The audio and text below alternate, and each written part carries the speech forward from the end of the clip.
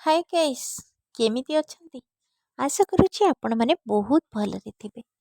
Guys, ଆପଣମାନେ କେବେ ଓଲୁଅ ଖାଇଛନ୍ତି କି? ଓଲୁଅ ସାଧାରଣତଃ ଅନେକ ଲୋକମାନଙ୍କୁ ପସନ୍ଦ ହେଇନଥାଏ, କାରଣ ଏଇଟା ଖାଇଲେ ପାଟି କୁଣ୍ଡେଇ ହୁଏ ବୋଲି ସେଥିପାଇଁ ଅନେକ ଲୋକ ୟାକୁ ପସନ୍ଦ କରନ୍ତି ନାହିଁ। କିନ୍ତୁ ଆମେ ଏଇ ଓଲୁଅରେ ଏମିତି ଗୋଟେ ରେସିପି ବନେଇବା ଯେଉଁଟାକି ନା ପାଟି କୁଣ୍ଡେଇ ହେବ, ଖାଇବା ପାଇଁ ବହୁତ ଟେଷ୍ଟ ଲାଗିବ। ନମସ୍କାର, ମୁଁ ପ୍ରମିତା ନାୟକ। ଲୋରିପରି ମମି କିଚେନକୁ ଆପଣମାନଙ୍କୁ ଅନେକ ଅନେକ ସ୍ୱାଗତ। ମୁଁ ଏଇ ଓଲୁଅରୁ 2 ଖଣ୍ଡ କାଟିକି ଆଣିଛି। ତାକୁ ମୁଁ ଭଲ ଭାବରେ ଚୋପା ଛଡ଼େଇ ତାକୁ ଖଣ୍ଡ ଖଣ୍ଡ କରି କାଟିଦେଲି। ଆଉ ତାକୁ ମୁଁ ଭଲ ଭାବରେ ଧୋଇଦେଲି। ପ୍ରେସର କୁକରରେ ଦେଇ ଅଳ୍ପ କିଛି ପାଣି ଦେଇ ସେଥିରେ ସ୍ୱାଦ ଅନୁସାରେ ଲୁଣ ଆଉ ହଳଦୀ ପାଉଡ଼ର ଦେଇ ମାତ୍ର ଗୋଟେ ସିଟି ହେଲା ପର୍ଯ୍ୟନ୍ତ ଆମେ ୟାକୁ ସିଝେଇ ନେବା। ଏଇଠି ଆପଣମାନେ ଦେଖିପାରୁଥିବେ ଓଲୁଅ ଆମର ସିଝି ଯାଇଛି ଭଲ ଭାବରେ। ତାର ଯେଉଁ ପାଣି ଗୁଡ଼ାକ ଆମେ କାଢ଼ି ନେବା। ଏ ପାଣିକୁ ଆମେ କୌଣସି ବ୍ୟବହାର କରିବାନି, ୟାକୁ ଆମେ ଫୋପାଡ଼ି ଦେବା ପାଣି ଗୁଡ଼ାକ। ତାପରେ ଏଇ ଓଲୁଅ ରାଇତାରେ ଦେବା ପାଇଁ ଆମେ ମସଲା ରେଡ଼ି କରିବା। ମସଲାରେ କେବଳ ଏଇଠି ମସଲା ବଟା ହେବନି, କେବଳ ଲଙ୍କା ରସୁଣ ଛେଚା ହେବ। ରସୁଣ ମୁଁ ଯେଉଁ ନେଇଛି କେବଳ ଉପର ପାର୍ଟ ଆଉ ତଳ ପାର୍ଟ ମୁଁ ହଟେଇ ଦେଉଛି। ପୁରାପୁରି ଚୋପା ଛଡ଼େଇବିନି, କାହିଁକି ନା ରସୁଣର ବାସ୍ନା ଟିକେ କମିଯିବ ପୁରା ଚୋପା ଛଡ଼େଇ ଦେଲେ। ତେଣୁକରି ଚୋପା ଥିବ ଆମେ ଛେଚି ନେବା ଆକୁ। ଆଉ ଅଳ୍ପ 4-5ଟା ଖଣ୍ଡ ଲଙ୍କା, ଶୁଖିଲା ଲଙ୍କା ଦେଇ ମୁଁ ଆକୁ ଛେଚି ନେଲି।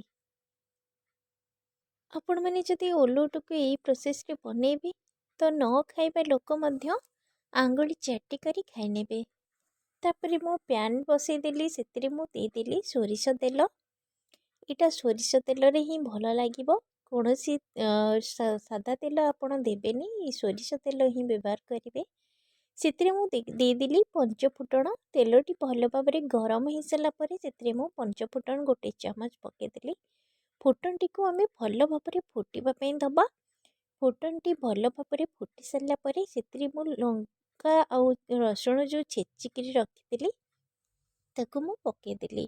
ଆଉ ଭଲ ଭାବରେ ୟାକୁ ଘାଣ୍ଟି ନେବା। ରସୁଣଟିକୁ ବେଶୀ ସମୟ ବିଲକୁଲ ବି ଜାରିବାନି, କାହିଁକିନା ବେଶୀ ସମୟ ଜାରିଲେ ସେଇଟା କଡ଼ା ହେଇଯିବ, ଭଲ ଲାଗିବନି। ତ ଅଳ୍ପ ହାଲକା ଜାରିକି ତାପରେ ମୁଁ ଯେଉଁ ଓଲୁଅ ସିଝା ଓଲୁଅ ରଖିଥିଲି ତାକୁ ପକାଇଦେଲି। ତାକୁ ଆମେ ଭଲ ଭାବରେ ଘାଣ୍ଟି ନେବା। ଲଙ୍କା ରସୁଣ ଛେଚା ସହିତ ଓଲୁଅଟିକୁ ପୁରାପୁରି କଷେଇ ନେବା ଆମେ। ତାପରେ ତାକୁ ଆମେ ଖରିକା ସାହାଯ୍ୟରେ ଟିକେ ଭାଙ୍ଗିଦେବା ଓଲୁଅ ଗୁଡ଼ାକ। ଓଲୁଅ ଗୁଡ଼ାକୁ ଏମିତି ଖଣ୍ଡ ଖଣ୍ଡ ତ ଖାଇ ହେବନି, ତାକୁ ଭାଙ୍ଗିବାକୁ ପଡ଼ିବ। ଗାଇସ୍, ଆପଣମାନେ ଭିଡ଼ିଓଟିକୁ କେଉଁଠୁ ଦେଖୁଛନ୍ତି କମେଣ୍ଟ ସେକ୍ସନରେ ଲେଖିବା ପାଇଁ ବିଲକୁଲ ବି ଭୁଲିବେ ନାହିଁ। এই ଷ୍ଟେଜ୍ରେ ଅଳ୍ପ ଟିକେ ମୁଁ ପାଣି ଦେଇଦେଲି। ପାଣି ଦେଲା ପରେ ୟାକୁ କଭର କରି ଟିକେ ସିଝିବା ପାଇଁ ଛାଡ଼ିଦେଲି। ଏଇଟା ଓଲଟି ଆମର ସିଝି ସାରିଛି, ଯେହେତୁ ଟିକେ ଆଉ ଟିକେ ସିଝିଗଲେ ଭଲ। ଗାଇସ୍, ଆପଣମାନଙ୍କୁ ମୁଁ ଏଇଠି କହି ରଖୁଛି ଯେ ଓଲୁଅ ରାଇତା ରେସିପିର ଭିଡ଼ିଓଟି ଆପଣମାନଙ୍କୁ ଯଦି ଭଲ ଲାଗିଥାଏ ତେବେ ଲାଇକ୍ କରିବେ, ସେୟାର କରିବେ। ଚ୍ୟାନେଲରେ ଯଦି ନୂଆ ଥିବେ ଚ୍ୟାନେଲଟିକୁ ସବସ୍କ୍ରାଇବ୍ କରିବେ। ପାଖରେ ଥିବା ବେଲ୍ ଆଇକନ୍କୁ ଦବାଇ ଅଲ୍ ବଟନ୍କୁ ସିଲେକ୍ଟ କରିନେବେ, ଯାହାଫଳରେ କି ମୋର ସବୁ ଭିଡ଼ିଓର ନୋଟିଫିକେସନ୍ ପ୍ରଥମେ ଆପଣମାନଙ୍କ ପାଖରେ ପହଞ୍ଚି ପାରିବ। ଏଇଠି ଦେଖିପାରୁଥିବେ ମୁଁ 2-3 ଖଣ୍ଡ ଆମ୍ବୁଲ ପକାଇ ଦେଇଛି। এই ଆମ୍ବୁଲ ଜାଗାର ଆପଣମାନେ ତେନ୍ତୁଳି ମଧ୍ୟ ନେଇପାରିବେ। ଆମ୍ବୁଲ ପକାଇ ସାରିଲା ପରେ ମୁଁ ତାକୁ ଭଲ ଭାବରେ ଟିକେ ସବୁ ଗୁଡ଼ାକ ମାଡ଼ିଦେଲି, ଭଲ ଭାବରେ ଟିକେ ଘାଣ୍ଟି ହେଇଗଲା। ତାପରେ ଏଇଠି ସ୍ୱାଦ ଅନୁସାରେ ଲୁଣ ଦେଇଦେଲି, ହଳଦୀ ପାଉଡ଼ର ଦେଇଦେଲି 1 ଚାମଚ, ଲଙ୍କା ପାଉଡ଼ର ଦେଇଦେଲି 1 ଚାମଚ ଦେଇ ଭଲ ଭାବରେ ଆକୁ ଆମେ ଗୋଳେଇ ନେବା। ଏଇ ଓଲୁଅ କାହାକୁ କାହାକୁ ପସନ୍ଦ ନିଶ୍ଚୟ କମେଣ୍ଟ ମାଧ୍ୟମରେ ଜଣେଇବେ।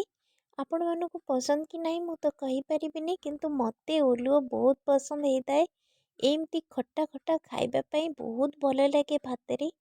ଦେଖନ୍ତୁ ଏବେ ଓଲୁଅଟି ଆମର ଫୁଟି ଆସିଲାଣି। এই ଷ୍ଟେଜ୍ରେ ମୁଁ 1 ଚାମଚ ଦେଇଦେଲି ଚାଟ୍ ମସଲା। ଚାଟ୍ ମସଲା ଆଉ ଆମ୍ବୁଲ ଏଇ ଦୁଇଟି ଯାକ ଖଟା ଖଟା ଜିନିଷ, ତେଣୁକରି ଓଲୁଅ ବିଲକୁଲ ବି ଆମର ପାଟି କୁଣ୍ଡେଇ ହେବନି, ବହୁତ ବଢ଼ିଆ ଟେଷ୍ଟ ଲାଗିବ। ଏଇଠି ମୁଁ ଧନିଆ ପତ୍ର ବହୁତ ସାରା ଦେଇଦେଲି। ଧନିଆ ପତ୍ର ଏଥିରେ ବହୁତ ସାରା ଦେଇଦେବି, କାହିଁକିନା ଏଇ ଓଲଟିରେ ଧନିଆ ପତ୍ର ଦେବା ଦ୍ୱାରା ଓଲଟି ଆମର ବହୁତ ଟେଷ୍ଟ ବନିଥାଏ। ଆମ୍ବୁଲ ପୁରା ଖଟା ଖଟା ଲାଗିବ ଏଇ ଓଲଟି। ଓଲଟି ଯେଉଁମାନଙ୍କର ପସନ୍ଦ ନୁହେଁ ସେମାନେ ମଧ୍ୟ ଏଇ ପ୍ରୋସେସ୍ରେ ବନାନ୍ତୁ, ବିଲକୁଲ ବି ପାଟି କୁଣ୍ଡେଇ ହେବନି ଆଉ ଖାଇବା ପାଇଁ ବହୁତ ଟେଷ୍ଟ ଲାଗିବ, ପୁରା ଖଟା ଖଟା ଲାଗିବ। ଆପଣମାନେ ନିଶ୍ଚୟ ଆପଣଙ୍କ କିଚେନରେ ଏଇ ଓଲ ରାଇତାକୁ ବନାନ୍ତୁ ଆଉ ମୋତେ କମେଣ୍ଟରେ କୁହନ୍ତୁ ଆପଣଙ୍କର ଓଲ ରାଇତା କେମିତି ହେଇଛି। ଏବେ ଭିଡ଼ିଓଟିକୁ ଶେଷ କରୁଛି, ରହିଲି। ଜୟ Jagannath, bye bye, take care.